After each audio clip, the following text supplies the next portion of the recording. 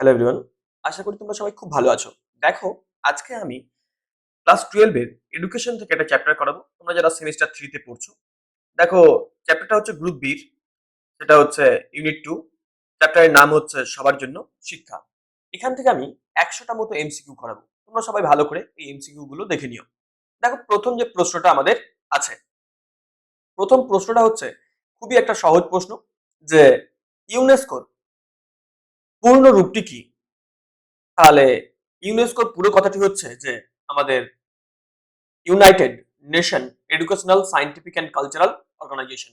এবার দেখো, 2 নম্বরের যে প্রশ্নটা আমাদের আছে, 2 নম্বরের প্রশ্ন হচ্ছে যে জ্যাক ডেলার্সের নেতৃত্বে আন্তর্জাতিক শিক্ষা কমিশনটি কত খ্রিস্টাব্দে গঠিত হয়? তাহলে উত্তরটা হবে 1993 খ্রিস্টাব্দে। এবার দেখো, আমাদের তার পরের যে প্রশ্নগুলো আছে, পরের প্রশ্ন হচ্ছে এটাই যে ডেলার্স কমিশন ইউনেস্কোর ডিরেক্টর জেনারেলের কাছে তাদের রিপোর্ট কত তারিখে পেশ করে? উত্তরটা আমাদের হবে 11 এপ্রিল 1996 খ্রিস্টাব্দে।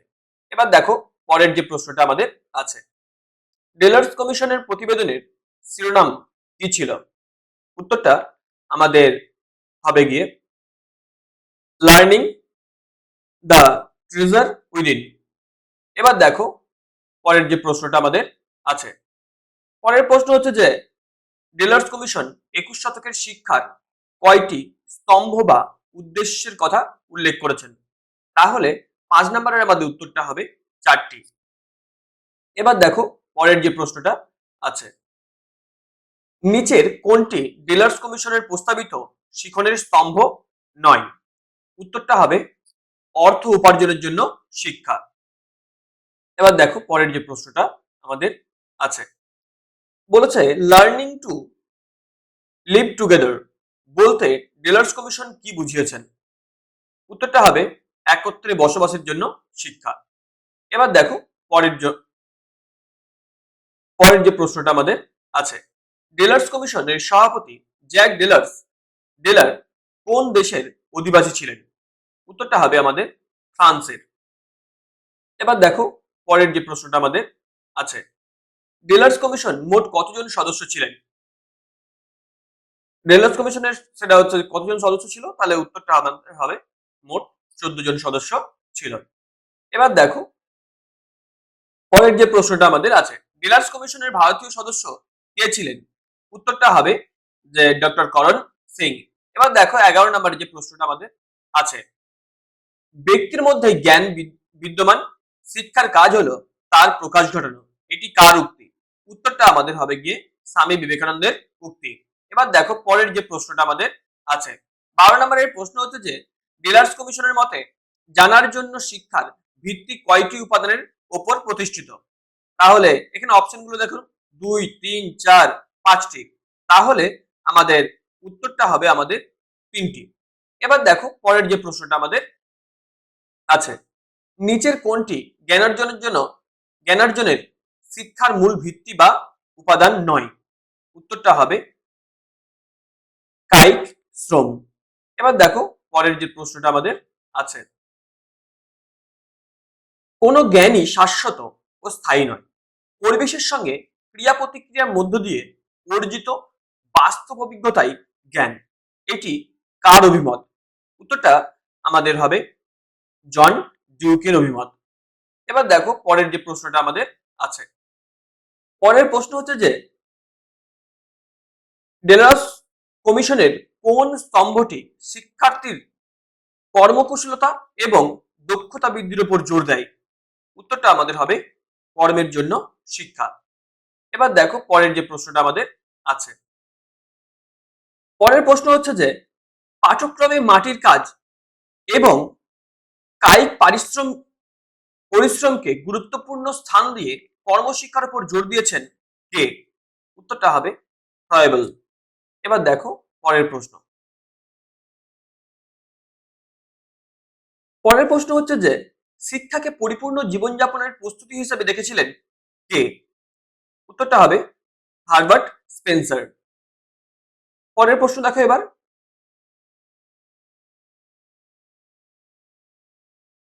পরের প্রশ্ন হচ্ছে যে গান্ধীজি প্রবর্তিত কর্মকেন্দ্রিক বা হাতের কাজ ভিত্তিক শিক্ষা ব্যবস্থা কি নামে পরিচিত? উত্তরটা হবে বুনিয়াদী শিক্ষা। এবার দেখো পরের যে প্রশ্ন, পরের প্রশ্ন হচ্ছে যে প্রজেক্ট পদ্ধতির প্রবক্তাকে, যা ডিউইয়ের সমস্যামূলক পদ্ধতির উপর ভিত্তি করে গড়ে উঠেছিল? উত্তরটা হবে আমাদের কিলপ্যাট্রিক। এবার দেখো পরের প্রশ্ন, পরের প্রশ্ন হচ্ছে যে বৈচিত্র্যের মধ্যে ঐক্য এই দর্শনটি শিখনের কোন স্তম্ভের সঙ্গে সরাসরি যুক্ত? উত্তরটা হবে একত্রে বসবাসের জন্য। এবার দেখো পরের যে প্রশ্নটা আছে, ডেলার্স কমিশনের প্রতিবেদনে চতুর্থ স্তম্ভ বা মানুষ হওয়ার শিক্ষাকে ইংরেজিতে কি বলা হয়? উত্তরটা হবে লার্নিং টু বি। এবার দেখো পরের প্রশ্ন, the world of education today and tomorrow নামক প্রতিবেদনটি ইউনেস্কো কত সালে প্রকাশিত করে? উত্তরটা হবে 1972 খ্রিস্টাব্দে। পরের প্রশ্ন দেখো, পরের প্রশ্ন হচ্ছে যে ডেলার্স কমিশন তার কাজ শুরু করার আগে কয়টি মূল নীতির কথা উল্লেখ করেছেন? উত্তরটা হবে 6টি। পরের প্রশ্ন দেখো, ডেলার্স কমিশনের মতে শিক্ষার 3টি মূল নীতি বা স্তম্ভের উপাদান হলো সততা, প্রাসঙ্গিকতা এবং এর মধ্যে দেখো অপশনগুলোর মধ্যে তাহলে কোনটা? উত্তরটা হবে উৎকর্ষ। এবার দেখো পরের প্রশ্ন,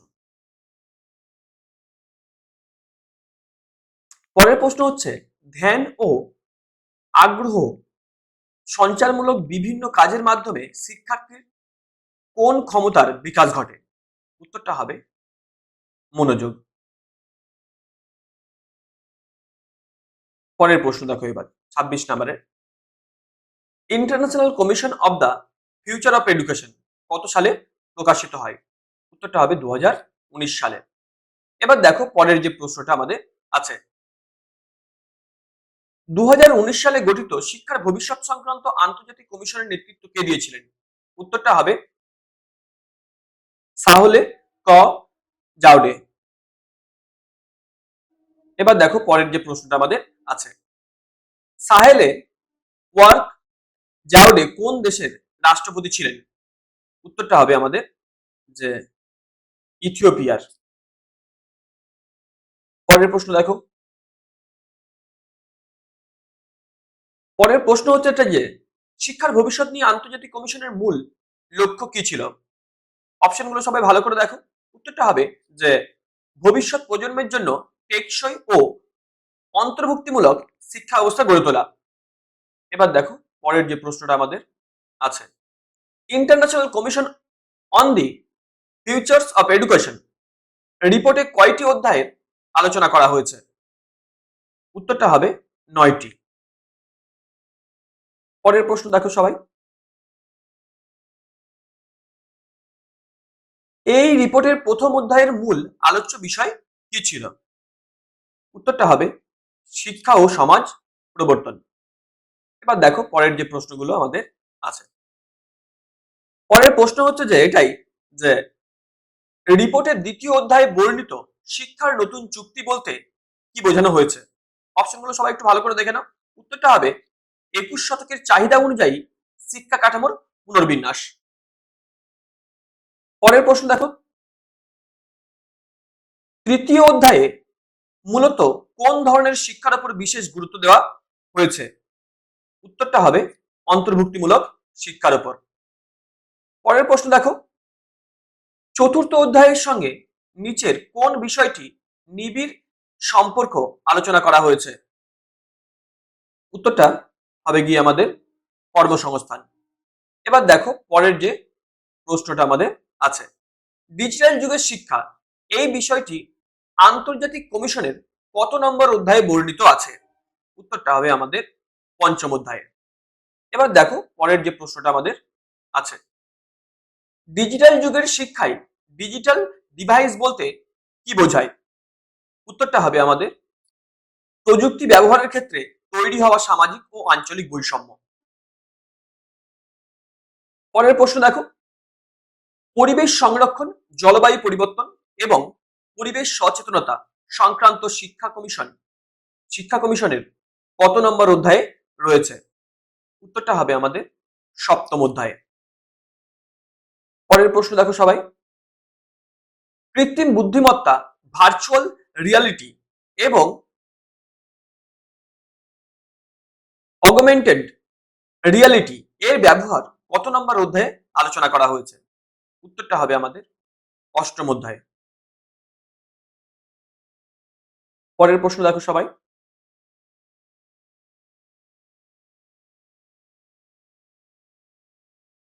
নবম অধ্যায়ের মূল প্রতিপাদ্য বিষয় কি ছিল? উত্তরটা হবে ভবিষ্যতের শিক্ষা গঠনে বিশ্বজনীন সংহতি। পরের প্রশ্ন দেখো, আন্তর্জাতিক শিক্ষা কমিশনের অন্যতম প্রধান সমালোচনা কোনটি? তাহলে সমালোচনাগুলো একটু ভালো করে দেখে নাও সবাই। উত্তরটা হবে যে এটি তাত্ত্বিকভাবে ভালো হলেও কার্যকরী বাস্তবায়নের নির্দিষ্ট পন্থার অভাব ছিল। পরের প্রশ্ন দেখো, ভারতের সংবিধানের কত নম্বর ধারায় সর্বজনীন, অবৈতনিক ও বাধ্যতামূলক শিক্ষার কথা বলা হয়েছে? উত্তরটা হবে আমাদের ৪৫ নম্বর ধারায়। পরের প্রশ্ন দেখো, কত সালে রাষ্ট্রপুঞ্জ বা ইউএনও মানবাধিকার সর্বজনীন ঘোষণার প্রকাশ করে? উত্তরটা হবে আমাদের ১৯৪৮ খ্রিস্টাব্দে। পরের প্রশ্ন দেখো,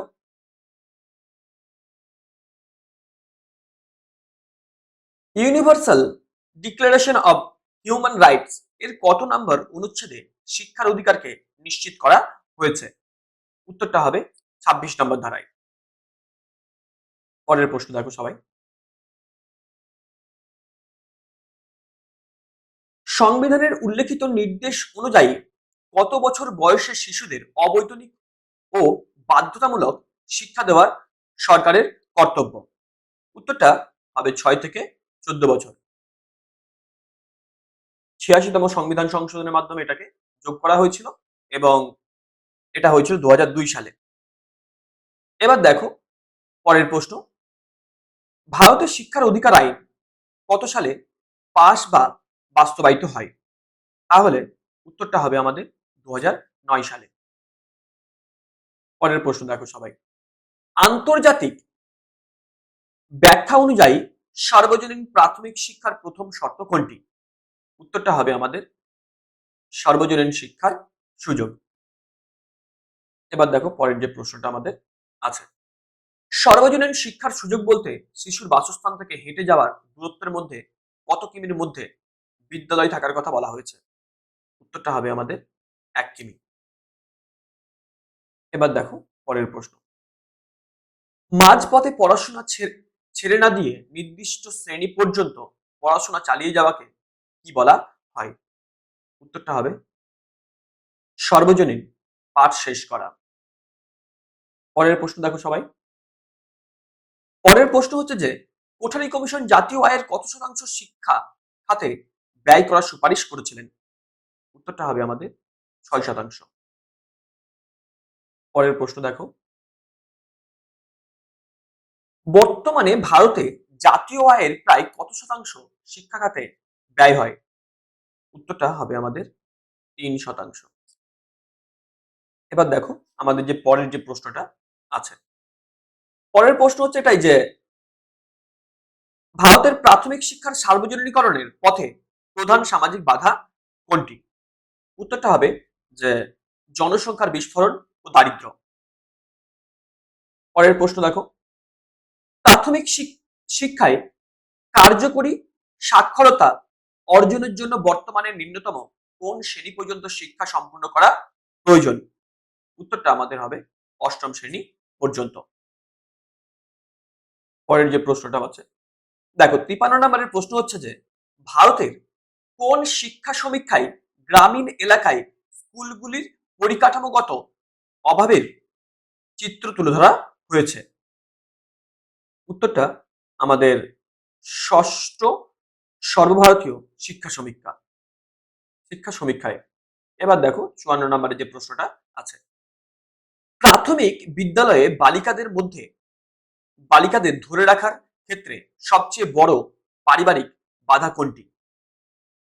তাহলে উত্তরটা হবে বাল্যবিবাহ ও অভিভাবকদের দারিদ্র্য বা উদাসীনতা। এবার দেখো পরের যে প্রশ্নটা আমাদের আছে, পরের প্রশ্ন হচ্ছে এটা যে ভারতের বয়স্ক শিক্ষা বলতে প্রধানত কি বোঝায়? উত্তরটা হবে আমাদের নিরক্ষর বয়স্কদের মধ্যে সাক্ষরতার অভিযান। এবার দেখো পরের প্রশ্ন 56 নম্বরে দেখো, যে মাত্রায় সাক্ষরতা ব্যক্তিকে সামাজিক ও পেশাগত জীবনে উপযুক্ত করে তোলে তাকে কি বলে? উত্তরটা হবে কার্যকরী সাক্ষরতা। পরের প্রশ্ন দেখো সবাই, 1949 সালের স্বাধীন ভারতের কোন জাতীয় নেতা প্রথম বয়স্ক শিক্ষার পরিবর্তে সামাজিক শিক্ষা কথাটি ব্যবহার করেন? উত্তরটা আমাদের হবে মৌলানা আবুল কালাম আজাদ। পরের প্রশ্ন দেখো, ভারতের কোন পঞ্চবার্ষিকী পরিকল্পনায় সামাজিক শিক্ষা শব্দের পরিবর্তে পুনরায় বয়স্ক সাক্ষরতা শব্দটি ব্যবহার করা হয়েছে? উত্তরটা হবে পঞ্চম পঞ্চবার্ষিকী পরিকল্পনায়। এবার দেখো পরের প্রশ্ন, বয়স্ক শিক্ষার প্রধান উদ্দেশ্য বা দক্ষতার ক্ষেত্রকে সংক্ষেপে কি বলা হয়? উত্তরটা হবে আমাদের 3R, রিডিং, রাইটিং, অ্যারিথমেটিক। পরের প্রশ্ন দেখো,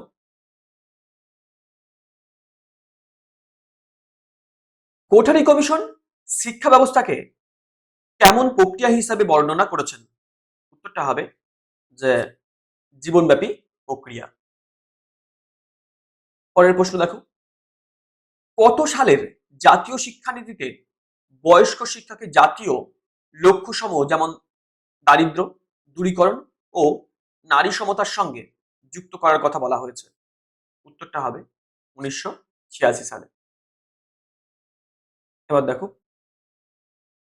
পরের যে প্রশ্নটা আমাদের আছে, জাতীয় বয়স্ক শিক্ষা কর্মসূচি কত খ্রিস্টাব্দে দেশব্যাপী চালু করা হয়? তাহলে উত্তরটা হবে আমাদের 1978 খ্রিস্টাব্দে। 63 নম্বরের প্রশ্ন দেখো, জাতীয় বয়স্ক কর্মসূচি কোন তারিখে উদ্বোধন করা হয়েছিল? উত্তরটা আমাদের 2 অক্টোবর। পরের প্রশ্ন দেখো সবাই, এনএইপি বা জাতীয় বয়স্ক শিক্ষা কর্মসূচির মূল লক্ষ্য কোন বয়স শ্রেণীর নিরক্ষরদের স্বাক্ষর করা ছিল? উত্তরটা আমাদের হবে 15 থেকে 35 বছর। এবার দেখো পরের প্রশ্ন, ইচ ওয়ান টিচ ওয়ান, প্রতিটি মানুষ একজনকে শেখাবে, এই বিখ্যাত স্লোগানটি কার আন্দোলনের সঙ্গে যুক্ত? উত্তরটা হবে আমাদের জ্যাক ডিলারের। পরের প্রশ্ন দেখো, 1922 সালে সমবায় বিপ্লবের সহযোগিতায় ভারতের কোন রাজ্য সর্বপ্রথম বয়স্ক সাক্ষরতা আন্দোলন শুরু করে? উত্তরটা হবে আমাদের পাঞ্জাব। পরের প্রশ্ন দেখো সবাই, ভারতের বয়স্ক শিক্ষার ধীর গতির বা ব্যর্থতার একটি বড় কারণ কি? উত্তরটা হবে আমাদের যে সাক্ষরতার উত্তর বা প্রবাহমান শিক্ষার অভাব। এবার দেখো পরের প্রশ্ন,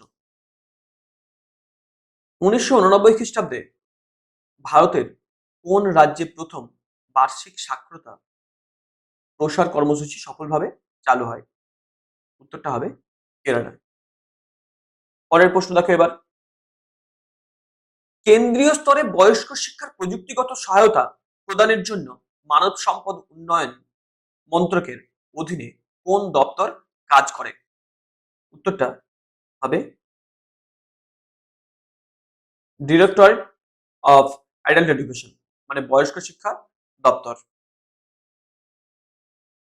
এবার দেখো পরের যে প্রশ্নটা আমাদের আছে, 80-র দশকে ভারত সরকার যে 6টি প্রযুক্তিগত মিশন বা কর্মসূচি শুরু করেন তার মধ্যে অন্যতম কোনটি ছিল?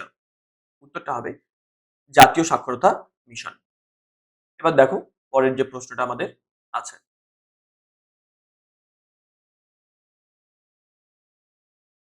জাতীয় সাক্ষরতা মিশন বা এনএলএম এর মূল লক্ষ্য কি ছিল?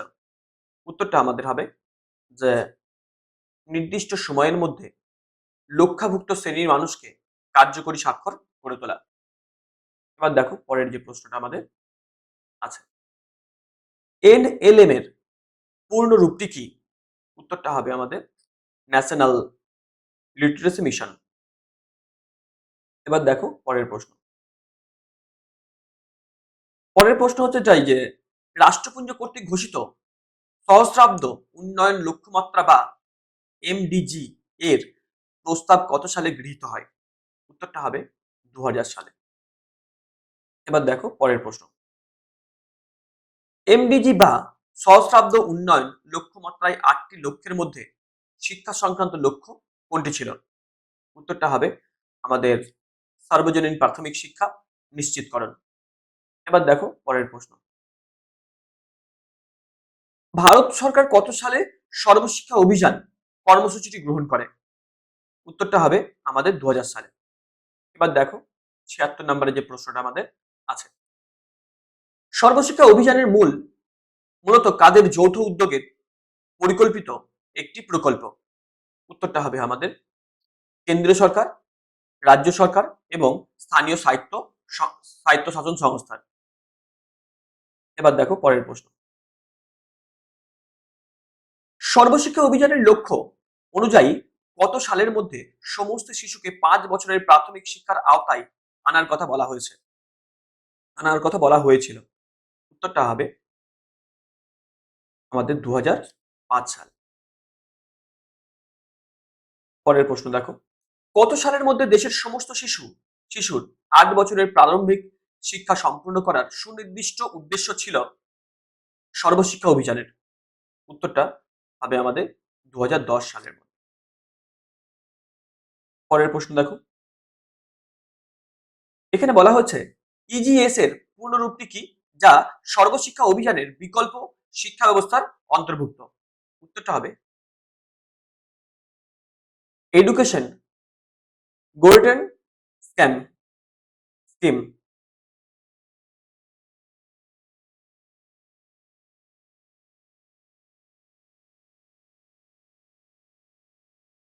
এবার দেখো পরের প্রশ্ন, বিদ্যালয় ছুট বা মাঝপথে পড়াশোনা ছেড়ে দেওয়া শিশুদের বয়স ও সামর্থ্য অনুযায়ী বিধিবদ্ধ স্কুলে ভর্তির উপযোগী করার জন্য কোন পাঠ্যক্রমের ব্যবস্থা হয়? উত্তরটা আমাদের হবে সেতু পাঠ্যক্রম। এবার দেখো পরের প্রশ্ন, সর্বশিক্ষা অভিযানে প্রতিটি বিদ্যালয়ের শিক্ষণ উপকরণ তৈরি করার জন্য শিক্ষক শিক্ষার্থী পিছু কত টাকা বার্ষিক অনুদানের ব্যবস্থা করা হয়েছে? উত্তরটা আমাদের 500 টাকা। এবার দেখো পরের প্রশ্ন, সর্বশিক্ষা অভিযানের দুস্থ ছাত্রছাত্রীদের জন্য বুক ব্যাংক গড়ে তোলার জন্য সর্বোচ্চ কত টাকা অনুদানের ব্যবস্থা আছে? উত্তরটা হবে 10,000 টাকা। পরের প্রশ্ন, বিদ্যালয়ে সর্বজনীন ভর্তি ও ধরে রাখার সার্বিক দায়িত্ব স্থানীয় স্তরে কোন কমিটির উপর ন্যস্ত থাকে? উত্তরটা হবে আমাদের গ্রাম শিক্ষা কমিটি বা ওয়ার্ড শিক্ষা কমিটি।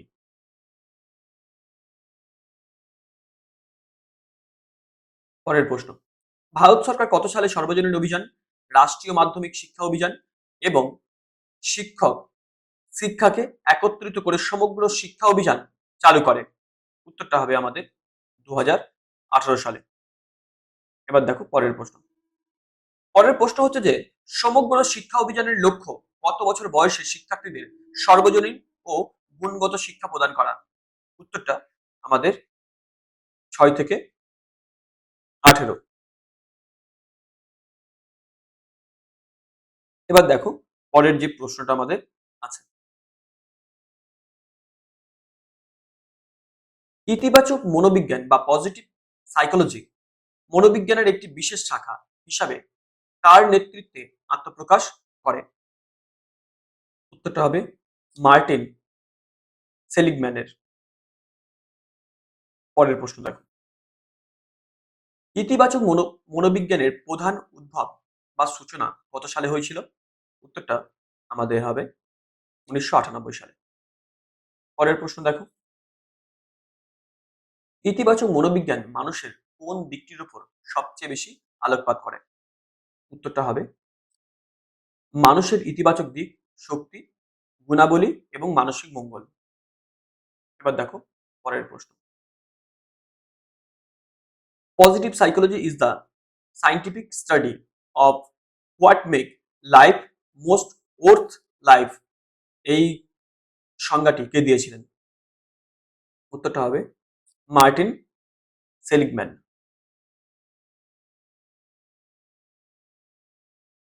পরের প্রশ্ন দেখো, নিচের কোনটি ইতিবাচক মনোবিজ্ঞানের মূল বৈশিষ্ট্য নয়? তাহলে অপশনগুলো সবাই একটু ভালো করে দেখে নাও। উত্তরটা হবে যে কৃত্রিমভাবে মানসিক চাপ বৃদ্ধি করা। ইতিবাচক মনোবিজ্ঞানের মানুষের সুখ ও মানসিক মঙ্গলের জন্য কোন মডেলটি অত্যন্ত বিখ্যাত? উত্তরটা হবে আমাদের পারমা মডেল। এবার দেখো পরের প্রশ্ন, পারমা মডেলের প্রথম অক্ষর পি দিয়ে কোন উপাদানটি নির্দেশ করা হয় আর কি। এবার দেখো উত্তরটা হবে পজিটিভ ইমোশন। পরের প্রশ্ন দেখো, পারমা মডেলের ই অক্ষরটি অর্থ কি, যা কোনো কাজের প্রতি গভীর মনোযোগ বা নিমজ্জিত থাকাকে বোঝায়? উত্তরটা হবে এঙ্গেজমেন্ট। এবার দেখো পরের প্রশ্ন, পারমা মডেলের আর অক্ষরটি দিয়ে মানুষের কোন দিকটি বোঝানো হয়েছে? উত্তরটা হবে আমাদের রিলেশনশিপ। এবার দেখো পরের প্রশ্ন, পারমা অক্ষরের মডেলের এম অক্ষরটির অর্থ কি? উত্তরটা হবে আমাদের মিনিং। এবার দেখো পরের প্রশ্ন, পারমা মডেলের শেষ অক্ষর এ দিয়ে মানুষের কোন অনুভূতিকে বোঝানো হয়েছে? উত্তরটা হবে অ্যাকমপ্লিশমেন্ট। এবার দেখো পরের প্রশ্ন, আধুনিক শিক্ষা ব্যবস্থায় ইতিবাচক মনোবিজ্ঞান ব্যবহারের মূল উদ্দেশ্য কি? উত্তরটা হবে যে শিক্ষার্থীদের সামগ্রিক মঙ্গল, আত্মবিশ্বাস এবং মানসিক স্থিতিশীলতা বাড়ানো।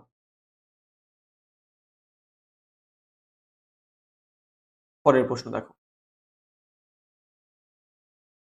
যখন কোনো শিক্ষার্থী কোনো সৃজনশীল কাজে সম্পূর্ণ নিমগ্ন হয়ে আনন্দের সাথে সময় জ্ঞান ভুলে যায়, তখন ইতিবাচক মনোবিজ্ঞানের ভাষায় তাকে কি বলে? উত্তরটা আমাদের হবে ফ্লো বা প্রবাহ অভিজ্ঞতা। এবার দেখো পরের প্রশ্ন,